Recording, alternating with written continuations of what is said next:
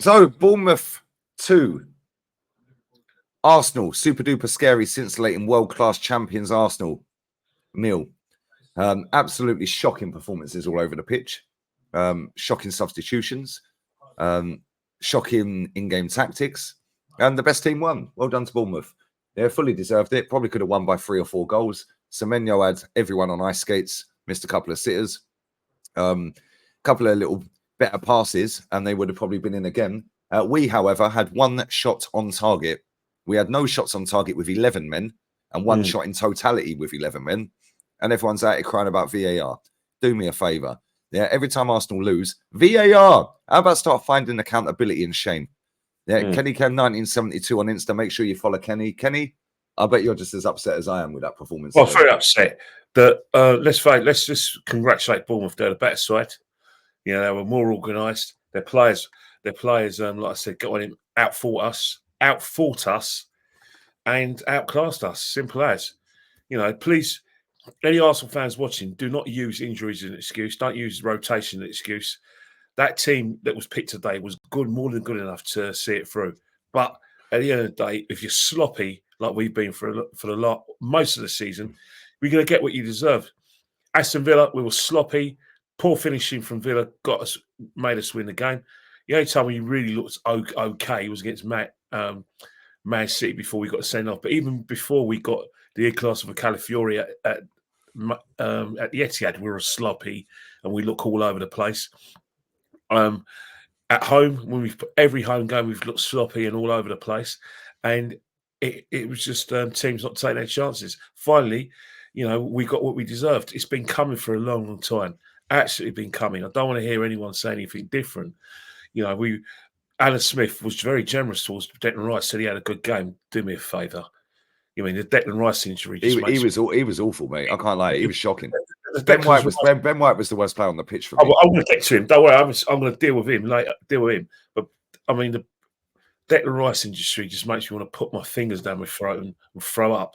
I mean, come on. We saw enough today to realise who the better midfielder is. Partey. Partey was the only one who turned up today. He was the best of a bad bunch today, wasn't he? Let's be real. Let's turn up today, and that's about them two. Yeah. That's exactly what I just said on my fan cam. Exactly what I just said. The goalkeeper, who I backed, was pathetic today. You know, he was a danger, not just to himself, but endangered to his teammates. It was no surprise that it was him. Was who made that that foul. In fact, I was worried that he was going to get sent off. Because double jeopardy. They changed it. He's lucky he didn't get sent off for it or get carded. Kivior, it just shows you one thing, that Kivior's not good enough to play for this football club.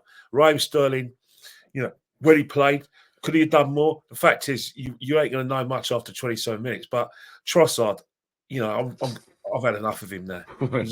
I can't even back it. I can't even back him anymore. That was shocking. It made me very angry. Everything he did today made me angry. His passing made me angry. He's on 60 minutes too long for me. Just made me angry. And then it's no surprise he was involved in the sending off. But let's not exempt Saliba. It was harsh.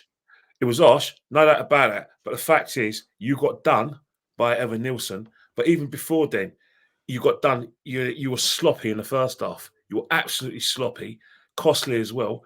And you can't just rely on your reputation to get you out of trouble. You can't just rely on your pace and your footwork to get you out of trouble. Just defend. And then when we know you're good on the ball, and we know that's why you've been given your head, because you're good on the ball. We know that's why Real Madrid is looking at you. But just do bloody defend. Calafiori, to be honest, he was one of the better ones. He was good as well. I was very pleased with him. But that's 3 players. Martinelli comes on.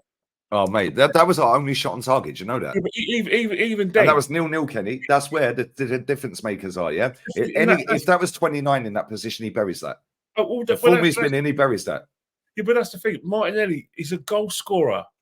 The fact is that Harifa Balaga makes a save, and then after Balaga makes a save, they go on the field, they go down the field and score. But the fact is, questions need to be asked, because at the end of the day, we have to be immaculate this season.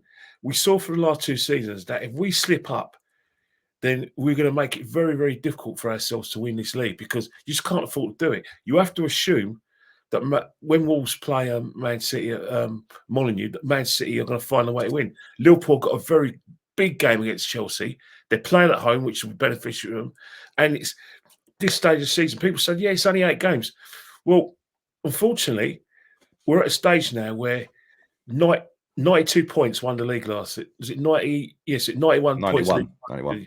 I think to win the league, for us to win the league, they need to get about at least 97, 95, 97 points. And even then, that might not be enough. So you've got to be immaculate. You can't be off the boil. But you're off the boil. If you get any like give me's, like Chance Martinelli, you've got to take it.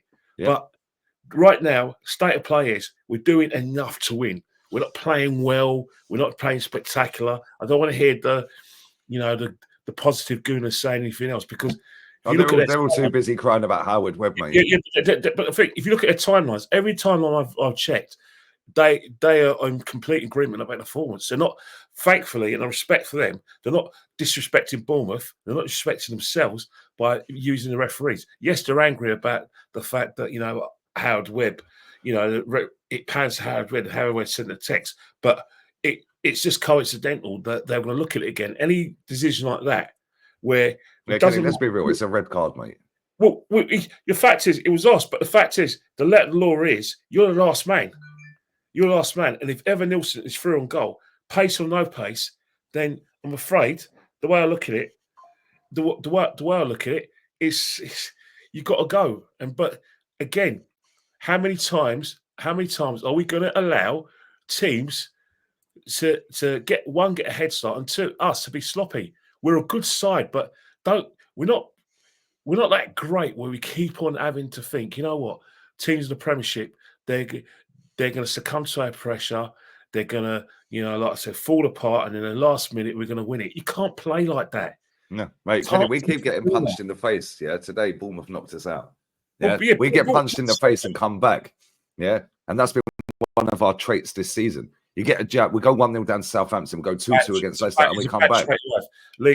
Eventually, we'll come in unstuck, and today they fully deserve to beat us. Yeah, but Lee, it's a very bad trait to have, and the reason why I say it's a bad trait to have is because the fact is that, with the exception, if you look at the teams in the Premiership for the last 30 years, there's some out of all the teams that have been really bad. Sunderland in 2006, Derby 2008.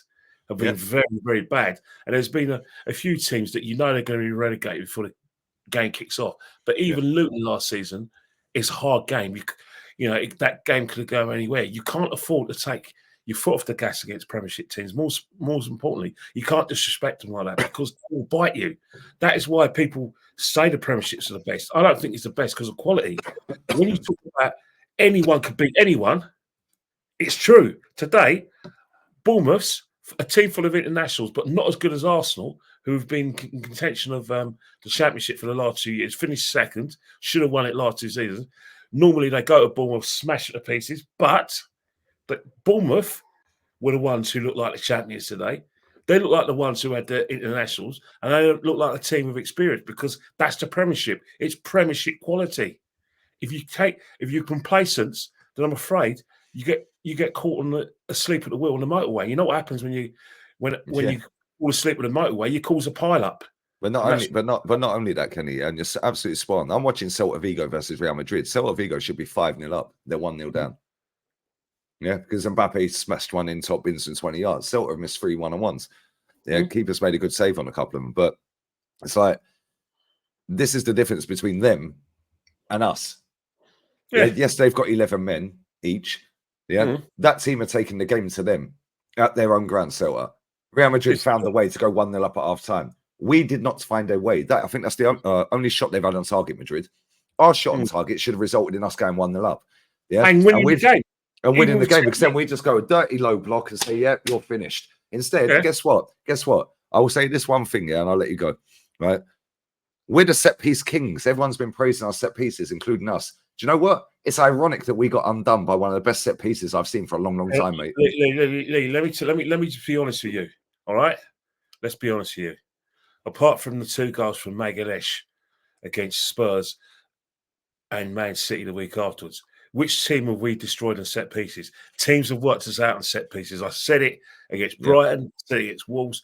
It's a coincidence that it was against Spurs, who are crap at set pieces. Man City, and I say it respectfully, give you half a chance because they're arrogant, and they've got a right to be arrogant because they genuinely believe that they got better players than everyone else. So they are going to play attacking football. They're going to play on the front foot. They rarely play with two holding players unless it's a 50-50 game and they kind of fall in. Normally it's Man City opposing their way of playing on everyone else.